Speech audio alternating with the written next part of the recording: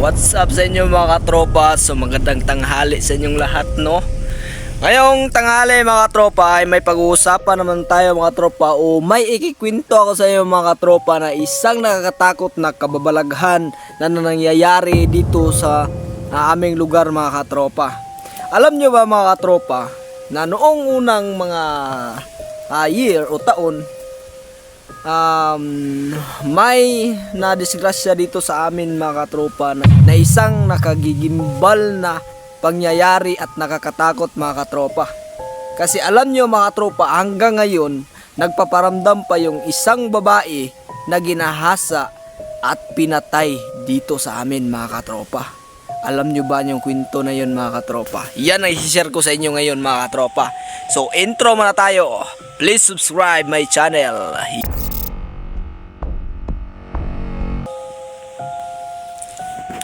So ayun mga katropa, balik tayo dito sa ating kwento mga katropa. Alam nyo ba mga katropa, nung nakaraang mga taon dito sa aming barangay, hindi ko lang babanggitin yung aming barangay mga katropa, kasi diksyon na rin. Nung isang araw, nung unang taon mga katropa, may nabalitaan akong ginahasa daw at pinatay mga katropa. So nakawawa, kawawa yung babae siyempre mga katropa, ayun. Kasi ginahasa siya at pinagbubugbog at pinatay mga tropa. So kawawa talaga yung babae mga tropa. Alam nyo ba mga tropa, ang nakakita sa kanya yun, kasi ang babae ay itinapon lang sa sa daan mga tropa eh. May dumaan na isang tao mga tropa na nakamotorsiklo, siya motorsiklo mga tropa. So pagtingin sa babae na nakahiga sa sa daan, kaya nilapitan niya mga tropa. So ayun, patay na yung babae mga tropa. So sa madaling salita mga tropa, kinuha niya yung babae, tapos tumawag sa mga tropa ng rescuer para makuha yung babae mga tropa. Ayun, so di kalaunan mga tropa, alam niyo ba kung anong nangyayari? Nilibing yung babae, nilibing. Tapos ayun, nagluksa yung kanyang pamilya mga tropa sa nangyari sa kanya Pero mga tropa, hanggang ngayon mga tropa, nagmumulto pa rin yung isang babae. Kasi mga tropa, kapag dumaan ka sa hinulugan niya mga tropa, talagang nagmumulto yun mga tropa. Kasi dumaan kami doon mga tropa, bandang alas 7 ng gabi mga tropa. Papunta kami ng ng kabilang sitio para kunin yung yung kapatid ko na galing pa ng na nagtrabaho siya. So sa time na mga tropa, dalawa kaming dumadaan doon. Yung kaibigan ko ang nag-drive ng motor, tapos ako ang nasa likuran mga katropa.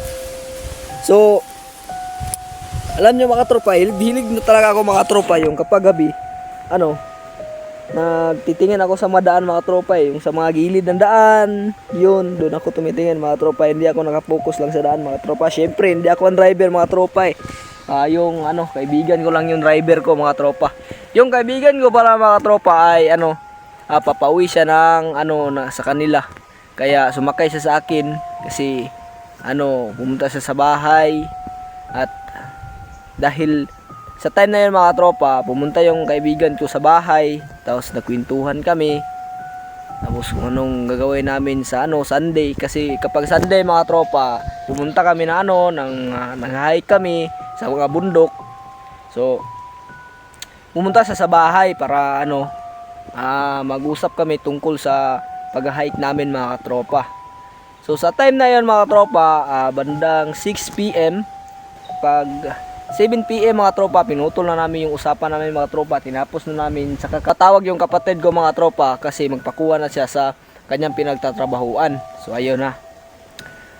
Bandang mga alas 7:30, bumabiyahe na kami ng aking kaibigan papunta sa kanila.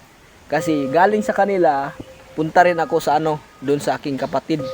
Kasi doon sa naghihintay na yung kapatid ko mga tropa. Tawag na ng tawag sa akin mga tropa So, ayun. Dumaan kami sa yung hinulugan ng isang babae na ginahasa. Dumaan kami. Wala lang mga tropa Wala lang siya. Wala kaming naramdaman.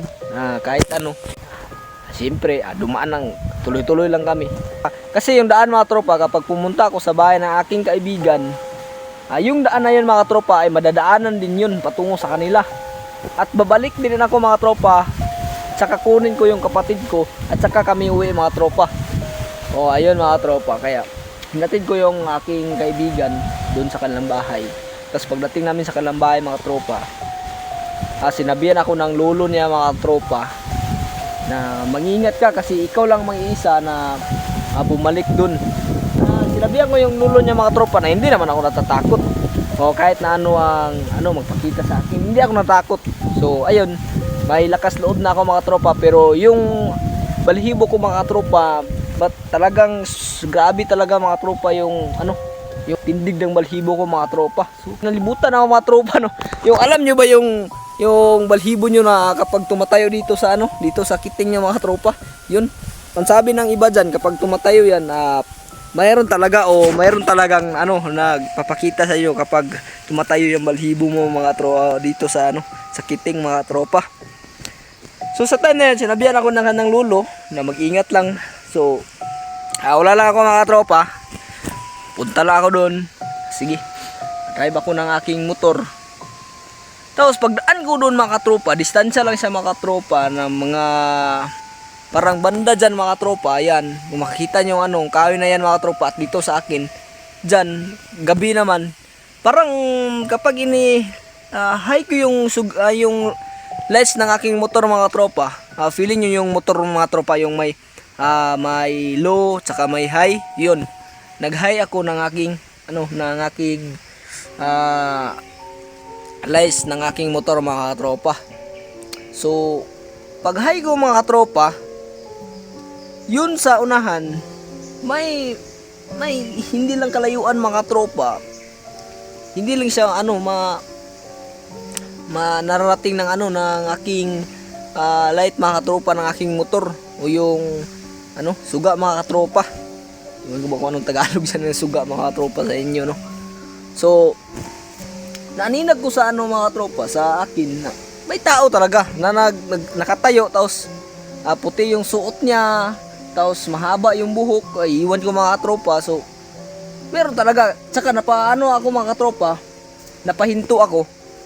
So grabe yung balihibo ko mga tropa, lagi parang tumatayo na talaga mga tropa Hindi ko na alam anong gagawin ko mga tropa. Parang gusto ko bumalik mga tropa, pero iwan ko talaga mga tropa. Grabe, sobrang katakot talaga mga tropa. Kasi dinadahan-dahanan ko mga tropa yung papunta ko sa kanya. Tsaka ako napahinto mga tropa. Meron talagang babae mga tropa na nakatayo, na mataas yung buhok, mahaba ang buhok, tapos yung kanyang damit ay mataas yung damit niya mga tropa. Sobrang talaga nakakatakot mga tropa no? Feeling nyo mga tropa, itong kamay niya mga tropa, napaganyan mga tropa, gumaganyan dandaan mga tropa, tapos may dugo na tumutulo. Iwan ko talaga mga tropa, nakakatakot talaga, sobrang nakakatakot. Kaya sa time na yun mga tropa, hindi ko na mapigilan na parang maiiyak na ako mga tropa, sa sobrang takot ko mga tropa. Kaya sa time na yun mga tropa, yung babae ay dandang lumilingon sa akin, yung pag ganun mga tropa no, yung pa slow mo mga tropa pag ganyan. Pero yung mukha niya pag nakaharap na sa akin, wala, yung kasi yung buhok niya nandun na mga tropa sobra talaga akong mga tropa, natatakot. Kaya ginawa ko mga tropa, dahil hindi na ako makabalik, kasi kapag bumalik na ako, paglingon ko baka nandyan sa alikuran ko mga tropa, ang ginawa ko mga tropa, pumikit lang yung mata ko mga tropa, at nagdasal ako sa Panginoon. So ayun mga tropa, napaka sobrang bait ng ating Panginoon sa atin. Kasi sa pagdilat ng aking mga mata mga tropa, may isang truck na nakasalubong ko mga tropa.